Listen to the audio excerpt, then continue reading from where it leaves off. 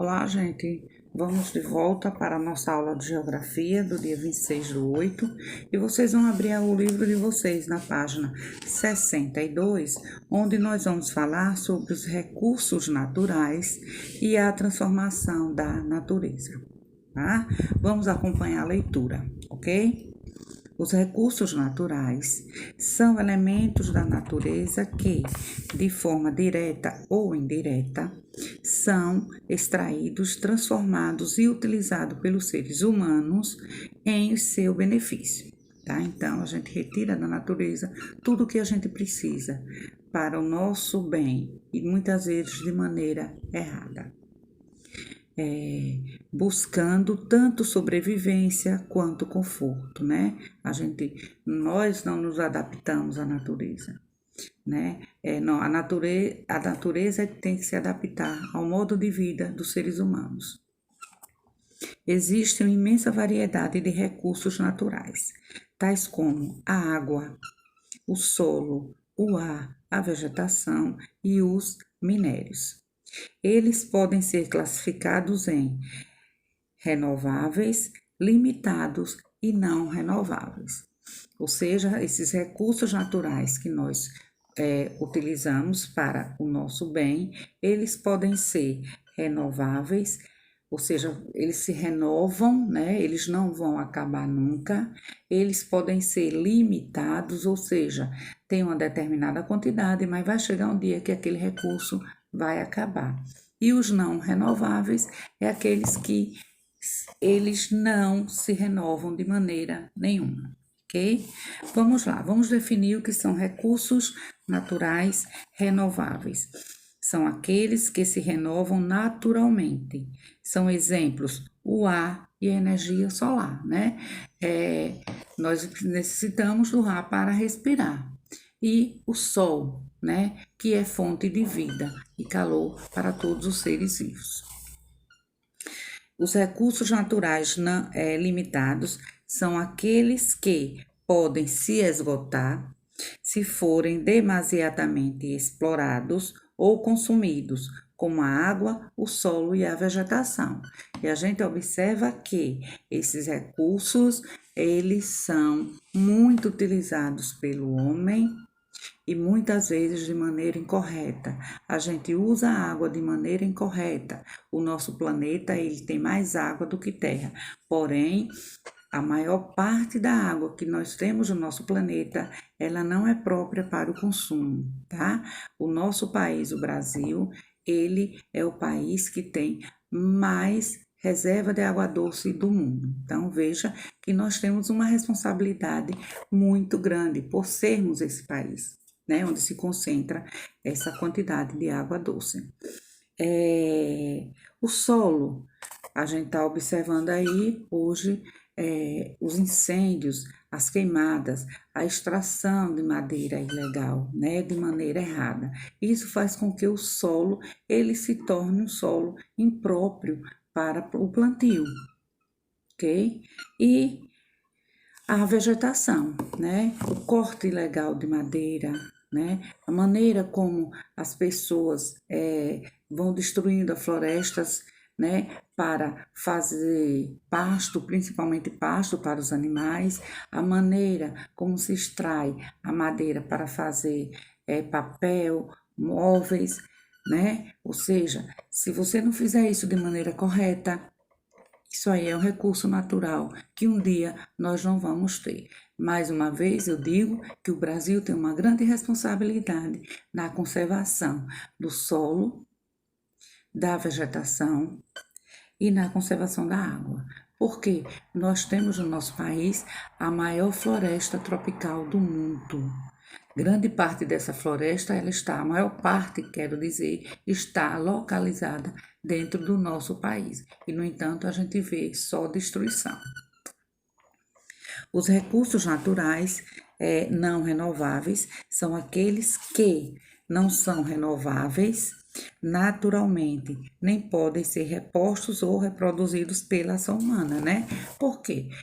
Se a gente começar a cuidar do solo, ele vai melhorar. Se a gente derrubar uma árvore e plantar tantas outras no lugar daquela que foi derrubada, a vegetação ela vai surgir. Já com os recursos renováveis, não. Eles não podem de maneira nenhuma ser reposto pelo homem. Quando ele acabar, é de uma vez só, né? Podendo acabar definitivamente. São exemplos o petróleo, o gás natural, o carvão mineral e os sais minerais em geral. Por isso que se procura hoje já outra fonte de energia para os carros, uma fonte de energia mais limpa para gerar energia mesmo para para todo o país, tá? Porque esses recursos naturais, eles, como a água, ela é limitada, né? E hoje a gente tem maior parte da energia consumida dentro do Brasil é a energia consumida através de hidrelétricas geradas através da água, tá? Então, esses recursos naturais, no dia que eles acabarem, não tem como ter de volta, tá? São diversas as formas de aproveitamento dos recursos naturais. E aí nós temos as formas de se utilizar esses recursos. Vamos lá, a água. Ela fornece energia hidrelétrica por meio de usinas que transformam a força da água em eletricidade, como eu tinha falado a vocês. No Brasil, grande parte da energia elétrica consumida é gerada pelas usinas hidrelétricas. Alguns exemplos são as usinas de Itaipu, Paulo Afonso, Tucuruí e Sobradinho, tá? Aí nós temos a imagem da usina de Paulo Afonso, ok? Então, como eu tinha falado antes, vamos lá, página 63. Os ventos fornecem a chamada energia eólica, fazendo girar enormes hélices conectadas a geradores que produzem energia. É o que nós chamamos de energia limpa, tá? Gerada pelo vento.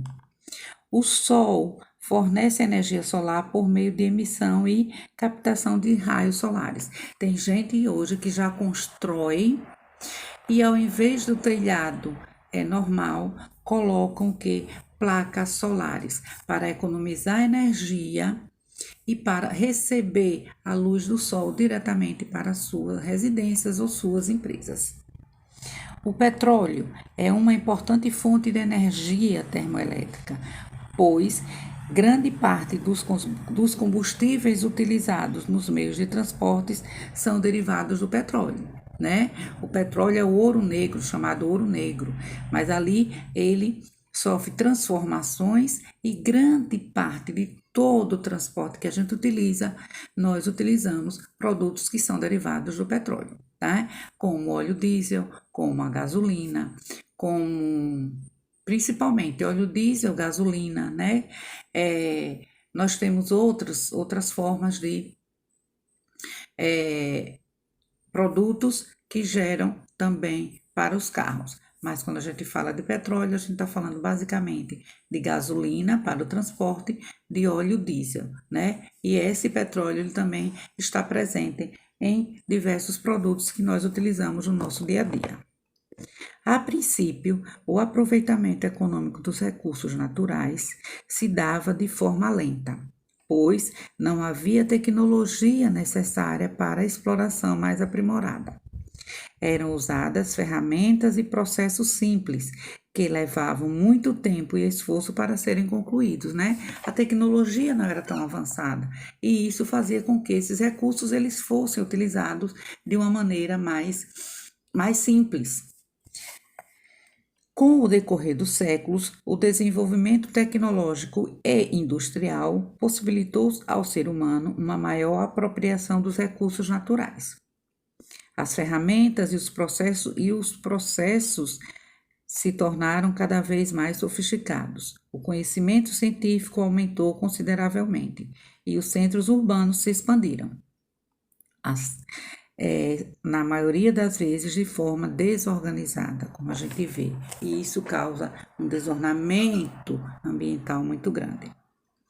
Assim, muitas cidades sofrem até hoje as consequências do mau planejamento urbano, construções desordenadas, falta de saneamento básico, destruição de áreas verdes, etc. Então, esse desenvolvimento urbano, ele se deu de maneira errada, né, gente? Ele não se deu de uma maneira correta.